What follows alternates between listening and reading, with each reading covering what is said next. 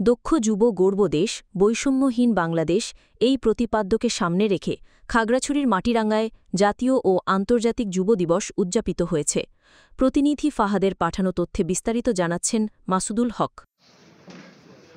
খাগড়াছড়ির মাটিরাঙ্গায় জাতীয় ও আন্তর্জাতিক যুব দিবস উদযাপিত হয়েছে। দিবসটি উপলক্ষেও শপথ পাঠ, র্যালি, আলোচনা সভা, সনদপত্র ও যুব ঋণ বিতরণ করা হয়েছে। মঙ্গলবার 12ই আগস্ট সকাল 10টার দিকে বর্ণাঢ্য র্যালি শেষে মাটিরাঙ্গা উপজেলা পরিষদের সম্মেলন কক্ষে অনুষ্ঠিত আলোচনা সভায় প্রধান অতিথি ও সভাপতিত্ব করেন মাটিরাঙ্গা উপজেলার নির্বাহী অফিসার নার্গিস সুলতানা। মাটিরাঙ্গা উপজেলা যুব উন্নয়ন কর্মকর্তা মোহাম্মদ শেখ আশরাফ উদ্দিন আলোচনা সভায় স্বাগত বক্তব্য রাখেন।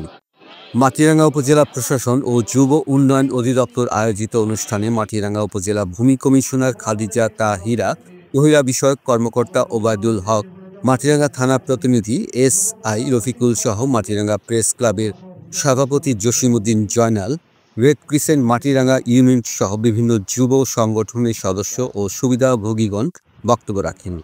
অনুষ্ঠান শেষে প্রশিক্ষিত যুবকদের মাঝে সনদপত্র ও যুব ঋণ তুলে দেন মাটিরাঙ্গা উপজেলা নির্বাহী অফিসার নার্গিস সুলতানা সহ অতিথিরা।